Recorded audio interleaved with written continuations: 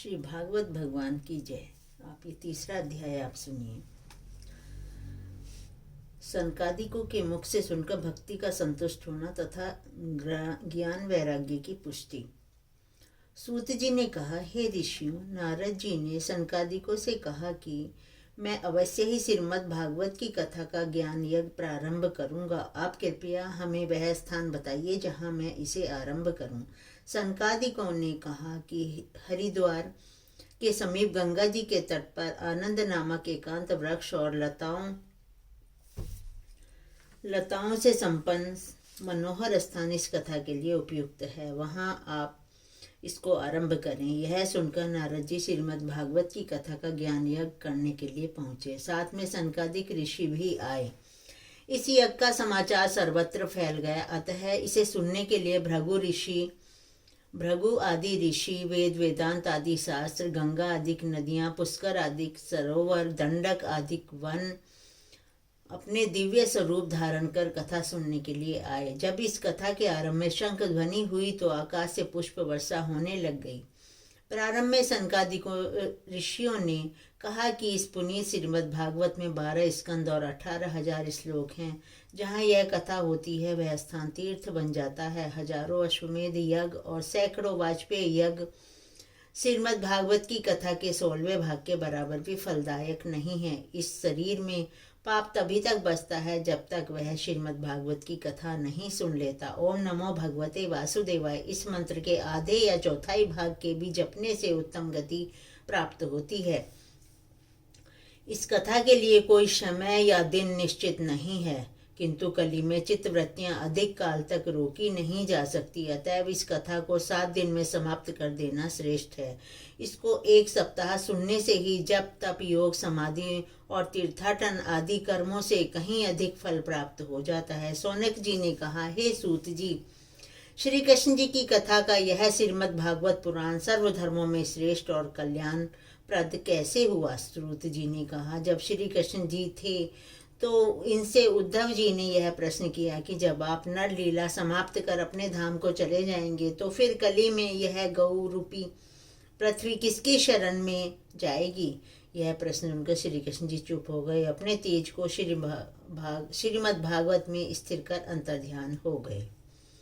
सूत जी ने कहा, नारद जी के श्रीमद् भागवत के ज्ञान यज्ञ को 1 सप्ताह में समाप्त करने को जैसे ही निर्णय किया गया वैसे ही भक्ति श्री कृष्ण गोविंद हरे मुरारी, हे नाथ नारायण वासुदेवा, श्री कृष्ण गोविंद हरे मुरारी, हे नाथ नारायण वासुदेवा कहती हुई अपने दोनों पुत्रों ज्ञान और वैराग्य के साथ आकर यज्ञ में उपस्थित हो गई। यह देख सबको आश्चर्य हुआ। भक्ति ने नम्रता पूर्वक कहा, मुझे तो इस कली ने नष्ट कर दिया था, किंतु श्रीमद् भागवत की कथा के इस ज्ञान यज्ञ ने फिर से मुझे जीवन प्रदान किया है। सूत जी कहते हैं, हे सौनकादिक ऋषियों, भक्ति ने ऋषियों से पूछा, आप लोग कृपा कर मुझे यह बताइए कि अब मैं कहाँ वास करूं? ऋषियों ने कहा, अब तुम वैष्णवों के हृदय में वास करो। जैसे ही भक्ति ने वैष्णवों के चित्त में प्रवेश किया वैसे ही भगवान विष्णु भी साकार रूप धारण कर भक्तों के चित्त में प्रवेश कर गए। सनत कुमारों ने कहा, श्रीमद् भागवत के सप्ताह यज्ञ से दुराचारी मनुष्य का सहज ही उद्धार और कलयुग में मनुष्य कैसे पवित्र हो जाता है, इस संबंध में मैं तुमसे एक इतिहास कहता हूँ, सुनो। पूर्व काल में तुंगभद्रा नदी के तट पर एक नगर था जिसमें आत्मदेव नामक एक ब्राह्मण वेद शास्त्र में पारंगत होते हुए भी भिक्षावृत्ति से अपना जीवन निर्वाह करते हुए अपनी धुंधली नामक स्त्री सहित रहता था। धुंधली अत्यंत रूपवती और गृह कार्य में कुशल थी, किंतु साथ ही वह विवादनी और बढ़ कर बातें करने वाली थी। पत्नी में बड़ा प्रेम था, किंतु संतानहीन होने के कारण ब्राह्मण को बहुत दुख था। अनेक तप आदि की यत्न करने पर भी जब कोई संतान न हुई तो निराश होकर आत्मदेव वन की ओर चल पड़े। मार्ग में एक सरोवर में जल पीकर वे विश्राम कर रहे थे। इतने में वहां एक सन्यासी आ गया। ब्राह्मण ने उसे देखकर साष्टांग प्रणाम किया और रो कर अपने संतान विहीन होने का अपना दुख कह सुनाया। उसे सुन सन्यासी ने कहा कि मैं तुम्हारे कपाल की भाग्य रेखा को पढ़ रहा हूँ। तुम्हें 7 जन्म तक पुत्र नहीं होगा, अतएव अच्छा हो यदि तुम सन्यास ले लो। ब्राह्मण ने कहा, भगवान, मुझे ज्ञान और सन्यास की आवश्यकता नहीं है। यदि आपके पास कोई योग बल हो तो मुझे पुत्र पौत्रों का सुख दो। ब्राह्मण के हट करने पर सन्यासी ने उसे एक फल दिया और कहा कि इसे तुम अपनी स्त्री को खिला दोगे तो उसे पुत्र अवश्य उत्पन्न होगा।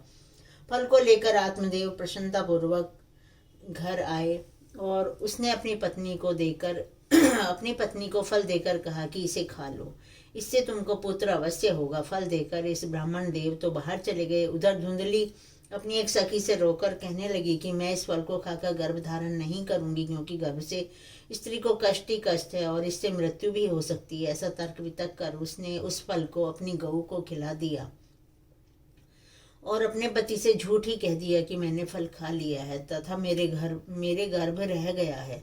दूसरे दिन उसकी बहन आई तो उसने सारा वृत्तांत अपनी बहन को कह सुनाया। बहन ने कहा, तुम चिंता न करो, मेरे गर्भ है, इससे जो बालक उत्पन्न होगा वह तुम्हें दे दूंगी। अंत में ऐसा ही हुआ कि जैसे ही उसे पुत्र उत्पन्न हुआ उसने धुंधली को दे दिया, और जिसे वह सौरी गृह में जा बैठी और अपने पति को बुलाकर कहा कि बिना पीड़ा ही पुत्र उत्पन्न हो गया, किंतु मेरे स्तनों में दूध नहीं है, इसलिए मेरी बहन को बुलाकर रख लो जो कि इसका पालन पोषण करेगी। आत्मदेव ने घर पुत्र उत्पन्न होने से सारे नगर में बड़ी प्रसन्नता हुई। धुंधली ने अपने पुत्र का नाम अपने नाम के अनुसार ही धुंधकारी रखा। इसके 3 माह बाद ब्राह्मण की उस गौ को भी जिसे धुंधली ने सन्यासी का फल खिला दिया था, एक सुंदर दिव्य बालक उत्पन्न हुआ, जिसका शरीर तो मनुष्य जैसा था और दोनों कान गऊ के कान के समान थे। आत्मदेव ने इस बालक का भी सारा संस्कार पुत्रव्रत किया और इसका नाम गोकर्ण रखा। दोनों बालक धुंधली की देखरेख में पलने लगे। गोकर्ण तो पंडित और ज्ञानी था, किंतु धुंधकारी दुष्ट। बड़ा होने पर धुंधकारी ने धर्महीन अनेक कार्यों को करते हुए एक वेश्या के साथ अपने माता पिता की सारी कमाई को नष्ट कर दिया। यहाँ तक कि अपने माता पिता को पीट कर वह घर के सारे बर्तन तक उठा कर ले गया। सब कुछ कुमार्ग में व्यय कर दिए। यह देखकर आत्मदेव को बड़ा दुख हुआ और कहने लगे कि इससे अच्छा तो मैं संतानहीन ही था। पिता को चिंतित देखकर गोकर्ण ने आकर कहा कि आप व्यर्थ की चिंता में न पड़ें। कौन किसका पुत्र है, आप संतान के लिए व्यर्थ ही यह सारे कष्ट उठा रहे हैं।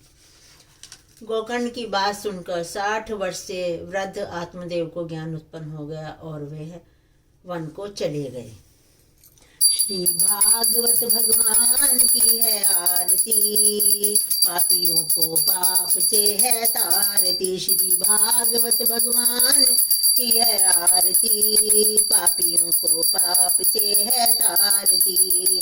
ये अमर ग्रंथ, ये मुक्ति पंथ, ये पंचम वेद निराला, नव ज्योति जगाने वाला। श्री भागवत भगवान की है आरती, पापियों को पाप से है तारती। हरि नाम यही, हरि धाम यही, जग के मंगल की आरती।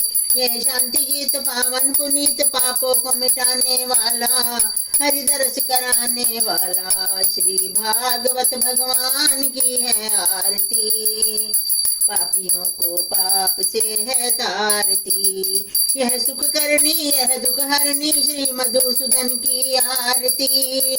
ये मधुर बोल पग जग पंथ खोल, सन्मार्ग दिखाने वाला, बिगड़ी को बनाने वाला। श्री भागवत भगवान की है आरती, पापियों को पाप से है तारती। श्री राम यही, घनश्याम यही, प्रभु की महिमा की आरती। श्री भागवत भगवान की है आरती, पापियों को पाप से है तारती।